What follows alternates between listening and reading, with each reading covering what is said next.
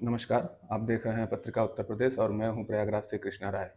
आज हम खास बातचीत करने वाले हैं प्रयागराज जिले के मुख्य विकास अधिकारी गौरव कुमार जी से।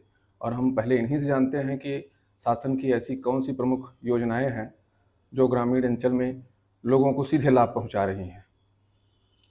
देखिए, जहाँ तक ग्रामीण क्षेत्र की बात करें तो विभिन्न योजनाएं जो पंचायती राज विभाग द्वारा चलाई जा रही हैं, जिसमें SLWM है, जिसमें हम ठोस एवं तरल जो अपशिष्ट हमारा है उसके प्रबंधन की है, जिसमें पंचायतों में RRC केंद्रों का निर्माण कराया जा रहा है और कूड़े के प्रबंधन के लिए कचरा वाहन किया का क्रय भी किया गया है। खाद गड्ढे, नालियाँ सभी का कार्य योजना बनाकर उनका निर्माण कार्य कराया जा रहा है, ताकि जितना सॉलिड और लिक्विड वेस्ट है उसका डिस्पोजल अच्छे से हो सके। इसके अतिरिक्त नरेगा में कई योजनाएं, जैसे कि हमारे अमृत सरोवर की एक चल रही है, जिसमें प्रत्येक ग्राम पंचायत में जहाँ भी हमारे बड़े तालाब हैं उनको अमृत सरोवर के रूप में उनका जीर्णोद्धार किया जा रहा है, ताकि ना केवल वाटर कंजर्वेशन हो सके, बल्कि लोगों को भी एक ऐसा रिक्रिएशन के लिए एक स्पेस मिल सके जहाँ वो घूम सकें सुबह शाम, इस तरह का।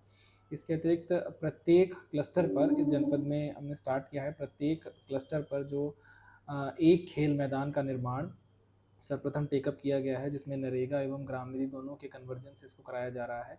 कई क्लस्टरों में हमारे खेल मैदान लगभग 150 से अधिक तैयार भी हो चुके हैं, जिनमें ना केवल ट्रैक है, बल्कि उसमें ओपन जिम की भी व्यवस्था है और कोर्ट्स बनाए जा रहे हैं, जैसे लोग खेलने के लिए वॉलीबॉल और जो भी स्पोर्ट्स लोग वहाँ खेलते हैं, बच्चे आसपास खेलते हैं, वो सभी उनका भी निर्माण कार्य कराया जा रहा है।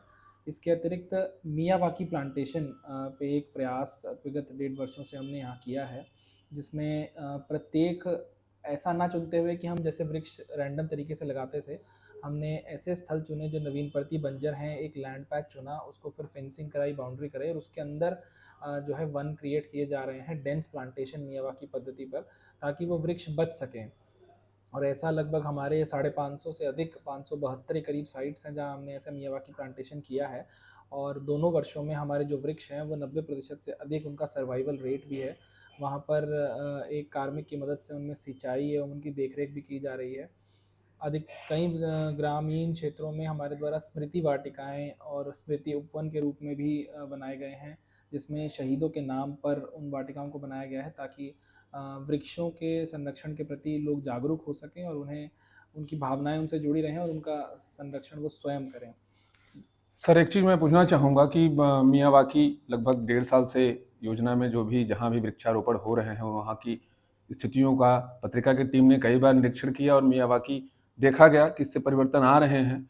लेकिन वहीं अमृत सरोवर जो आपने भी बात की, अमृत सरोवर को लेकर सर बड़ी एक अपेक्षा थी और उसके पीछे बड़ी मंशा थी उत्तर प्रदेश सरकार की और योजना भी बड़ी थी। लेकिन अमृत सरोवर में जो ग्राउंड की स्थितियां हैं वो स्पष्ट नहीं हो पा रही हैं। बहुत सारे अमृत सरोवर ऐसे हैं जो अधूरे पर ही छोड़ दिए गए और उनके काम रोक दिए गए हैं। वहाँ कहा जाए तो सरकारी निधि भी खर्च हुई और काम नहीं पूरा हुआ। नहीं, उसमें मैं स्पष्ट करना चाहूँगा, उसमें कई सरोवर ऐसे हैं जिन पर कार्य योजना थोड़ी वृहद थी, तो क्योंकि कभी-कभी मटेरियल का पेमेंट आने में थोड़ा विलम्ब हो जाता है। ऐसे में एक फ़ेज़ जो उसका है वो कंप्लीट कर लिया गया। जैसे पहले हम फ़ेज़ वाइज़ लेते हैं, पहले कच्चा कार्य हमने लिया, फिर उसका डेप्थ मतलब क्रिएट करने के लिए काम लिया।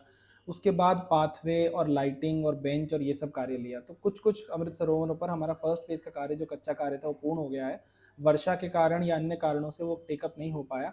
उन्हीं सरोवरों को हम इस वर्ष में पूरा करने का हमने लक्ष्य लिया है, कि जो भी हमारे ऐसे अमृत सरोवर हैं जिन पर आधा काम पूरा हो चुका था विगत वर्षों में, तो उनको हम पहले पूरा कर रहे हैं, ताकि जितने पहले काम स्टार्ट हो गए वो कंप्लीट हो जाए, उसी के बाद हम नए सरोवर टेकअप करें। SLWM भी बड़ी योजना थी और इसके पीछे का लक्ष्य भी बड़ा था। लेकिन सर SLWM के लिए जो कूड़ा घर बनाए गए हैं, संभवतः हर गांव में एक कूड़ा घर बनाया गया है, उनका उपयोग बहुत कम देखने को मिल रहा है। बहुत सारे गांव ऐसे हैं जहां कूड़े घर का काम भी अभी पूरा नहीं हुआ है।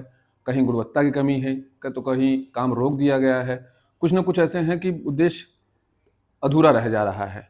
रिक्शा क्रय किया गया था इसी योजना के तहत कि गांव से कचरा घर घर से उठाया जाएगा।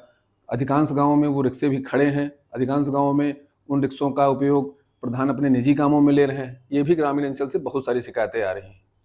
नहीं, देखिए, ये आपको समझना होगा कि व्यवहार परिवर्तन में समय लगता है। ऐसा नहीं कि हमने कूड़ा घर बना दिए और वहाँ गाड़ियाँ हमने दे दी तो एकदम से लोग जो हैं, जो पूर्व से कूड़ा इस प्रकार निस्तारण करते नहीं आए हैं, वो एकदम से व्यवहार परिवर्तन हो जाएगा।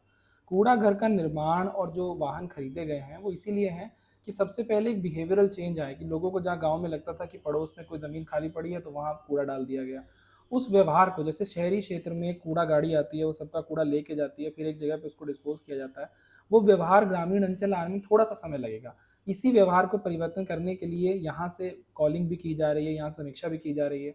जो कूड़ा घर निष्क्रिय जिनको आप कह रहे हैं वो निष्क्रिय नहीं है, अभी वहाँ पर चीज़ें डेवलप की जाए, जैसे समूहों की मैपिंग की गई है अभी उनसे, तो उनको समूहों के माध्यम से लाया जाएगा, जो वहाँ सेग्रीगेशन की जानी है, प्लास्टिक अलग, लोहा अलग, इस प्रकार की, तो उसको एक इकोनॉमिक मॉडल तक पहुँचने में थोड़ा सा समय लग रहा है अभी, क्योंकि कार्य योजना मध्य में है अभी, सब जगह प्रोजेक्ट्स भी पूरे नहीं हो पाए हैं।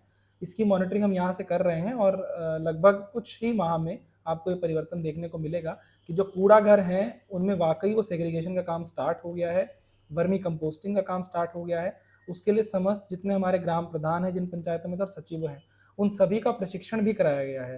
तो वो चीज़ें थोड़ा सा ग्राउंड पे ट्रांसलेट होने में समय लग रहा है, लेकिन जैसे ही वो व्यवहारिक परिवर्तन आएगा वो चीज़ें आपको धरातल पर दिखने लगेंगी। गौशाला भी सर प्रमुख मुद्दा है और उसके पीछे काफ़ी प्रयास रहता है आपका कि गौशालाएं सही से संचालित हों, मवेशी वहाँ रहने वाले बीमार न पड़ें, भूखे न रहें। लेकिन कुछ गौशालाएं यमुना पार की हैं जहाँ मवेशी बीमार हैं, देख रेख में कमी है।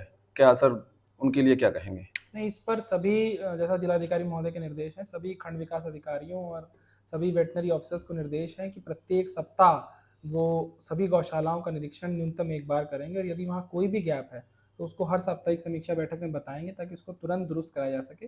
निराश्रित गोवंशों का संरक्षण शासन की प्राथमिकता का एक बिंदु है और यहाँ पर सतत प्रयास किया जा रहा है। कई वृहद गो आश्रय स्थलों का निर्माण के लिए भी प्रस्ताव प्रेषित किए जा रहे हैं कि जिन क्षेत्रों में हमारे पास थोड़ी कैपेसिटी में कमी है तो वहाँ नए आश्रय केंद्रों का निर्माण करके उसको भी लूपिंग किया जा सके। बाकी इसमें सतत निरीक्षण किया जा रहा है। सिक केजेस का भी सभी जगह बात कही गई है कि सभी गौशालाओं में एक सिक केज रहे जहाँ पर यदि कोई पशु बीमार है तो उसको पृथक करते हुए उसका प्रॉपर नियमानुसार ट्रीटमेंट किया जाए और ताकि बाकी पशु उससे बीमार ना हो, इसका विशेष ध्यान रखा जाए। आम जनता की समस्याओं के लिए ब्लॉक लेवल पर अधिकारियों को क्या निर्देश हैं? जैसे जनता कभी कभार ब्लॉक जाती है, अधिकारी नहीं मिलते हैं या उनकी समस्याओं का निस्तारण समय से नहीं होता है, तो उसके लिए सर अधिकारियों को क्या निर्देश है या आगे क्या देखिए, करना चाहिए? इसमें स्पष्ट है कि अधिकारी क्योंकि फील्ड अधिकारी हैं तो ऐसा पूरा दिन वो उपलब्ध शायद ना हो, लेकिन 10 से 12 जो शासन का निर्देश है उसमें सभी अधिकारियों को निर्देश है वहाँ पर बैठने के लिए। सभी विकास खंडों में बायोमेट्रिक अटेंडेंस है। प्रत्येक अधिकारी कर्मचारी जो ब्लॉक में बैठता है वो डेली बायोमेट्रिक लगा रहा है, अन्यथा उसका वेतन हम यहाँ से जारी नहीं कर रहे हैं। जितने हमारे फील्ड के सेक्रेटरीज हैं उनको भी न्यूनतम किसी भी समय ब्लॉक में एक बार आने के निर्देश हैं और वो उनकी अटेंडेंस ही बायोमेट्रिक के माध्यम से हो रही है। ये सभी ब्लॉकों में है विदाउट एनी एक्सेप्शन। तो इसमें ये कहना कि अधिकारी कर्मचारी ब्लॉक नहीं आ रहे हैं, ये मिथ्या है। सभी कर्मचारी ब्लॉक पहुंच रहे हैं। हाँ, ये हो सकता है कि वो सेकंड हाफ में अपने फील्ड वर्क के लिए निकले हों वहाँ से, तो ये सभी को निर्देश है कि एक समय 10 से 12 जनसुनवाई अवश्य करें। जो भी व्यक्ति अपनी समस्या लेकर विकास खंडों पर आ रहे हैं उनकी समस्या को वहीं निस्तारण करने का प्रयास करें ताकि उनको जिला मुख्यालय, मंडल मुख्यालय पर आने की जहमत ना उठानी पड़े।